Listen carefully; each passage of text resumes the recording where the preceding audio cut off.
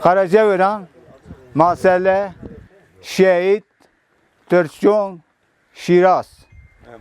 En sonunda Mehik, sonra Memani. Bu 7 köy hepsi bu yola bağlıdır.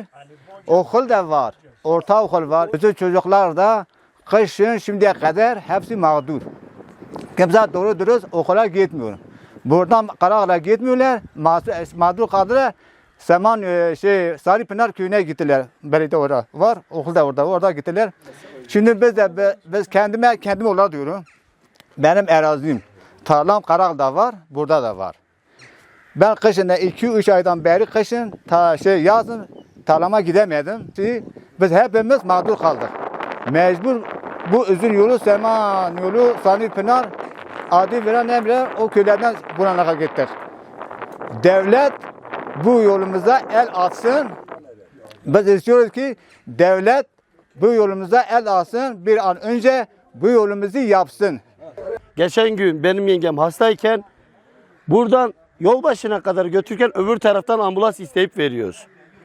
Ya bu köyde gerçekten mağdurluk yaşanıyor. Yani bütün hepsi yaşlı zaten. Günde 2-3 sefer ambulans gelmesi gerektiği yerde 50 kilometre geliyor şu anda. 10 kilometre olduğu yerde 50 kilometre geliyor.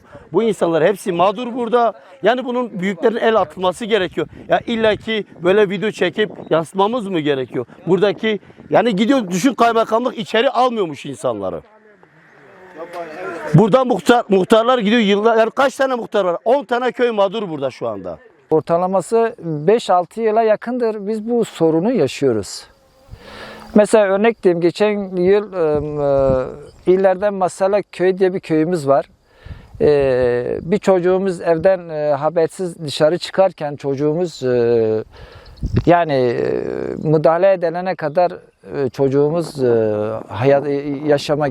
hayatını kaybetti. Sağlık ekipleri biraz geç yetiştirdi. Ortalaması bu köyüne şu arkamızda gördüğünüz bir Karagöl diye bir köyümüz var. Orada sürekli ambulansımız var. Ortalama bu köylere yakın gidebilmesi için 13-14 dakika, 15 dakikalık bir mesafesi var. Ama şu anda bu Değirmensuyu köyünde ya da Tırçon köyünde bir bir hasta çıkarsa ortalaması 50-55 kilometre bir yol mesafesi var. Yani bu insanlarımız gerçekten 4-5 yıla yakındır çok büyük bir sıkıntı yaşıyorlar. Bunun programması geçen sene biz yaptık. Özel idarenin bütçesi o kadar biz çıkamayız altından. Yani büyük bir maliyeti var. Yani gerçekten de bir maliyet var, yani bir şey var ama özel idare pek henüz bir şey üstlenemedi. Biz genel sekreterimize söyledik, geçen gün söyledi, ben oraya müdahale edeceğim. Onun müdahale etmesiyle 2 yıldır, 3 yıldır aynı bu şekilde bu sıkıntıyı yaşıyoruz. Muş'un 369 tane köye sahiptir. Aynı zamanda 216 da mezrası vardır. 400 bine yakın bir nüfusa sahiptir. 3000 kilometrede bir yol ağına sahiptir. 2019 tarihinden beri atılan bir kayyum süreci vardı. Aynı zamanda il özel idareye de atılmıştı. Meclisimize de dahil oldu. Ve bu süre zarfında hiçbir şekilde aslında hizmet getirilmedi köylere. Olabildiğince sadece bir kesime bir hizmet götürüldü. Bizlerimiz de 2024 yılında seçimden sonra meclise dahil olduğumuz zaman bizim yatırım programı elimizden alınmıştı. Bizim 2025'ten sonra aslında bir çalışmamız oldu. Yol ağının yani gidebildik, en azından bir çalışma üretebildik meclis adına. Kayyum sürecinde hiçbir şekilde yani hizmet götürülmemişti bizim köylerimize. Sadece belirli bir alanlarda, kısa alanlara da götürülmüştü. Tabii kurum içerisinde birçok engel karşımıza çıktı. Birçok hizmete götürmek için emirler verildi ya da talimatlar verildi diyebiliriz biz buna. O yöne hizmete engel olmasını çok istenildi. Yani kurumun kendi içerisinde yapmak istediği bir hizmet vardı. Meclisten yine yetkinin alınmasını istiyorlardı.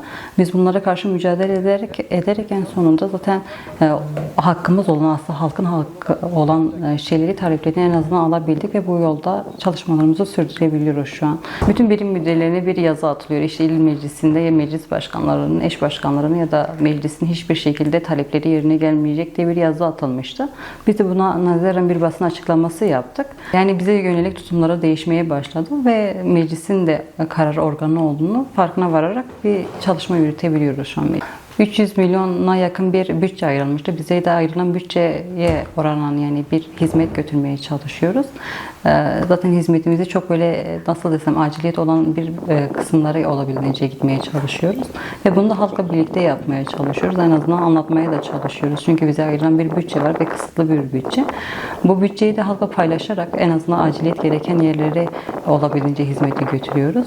Şu anda köylere hizmet götürmekte zorlandığımızın asıl sebeplerinden en çok bir tanesi yurttaşların siyasi görüşlerini göz önünde bulundurarak bir hizmet yapılmasından dolayı kaynaklanıyor. Parti meclis üyeleri olarak halkın siyasi görüşüne göre değil, halk olduğu için hizmet götürmek istiyoruz. Bu yönde de çalışmalarımız olacaktır elbette. Yani tek bir kısma değil, bütün halkın tamamına bir hizmet götürmeyi planlıyoruz. Olası farklı bir durumda da bütün siyasi partilerin ya da gelecek seçimlere değişim olması halinde bütün partilerin de bu yönlü çalışma, hizmet götürmesini de isteriz ve olmasını da temenni ediyoruz.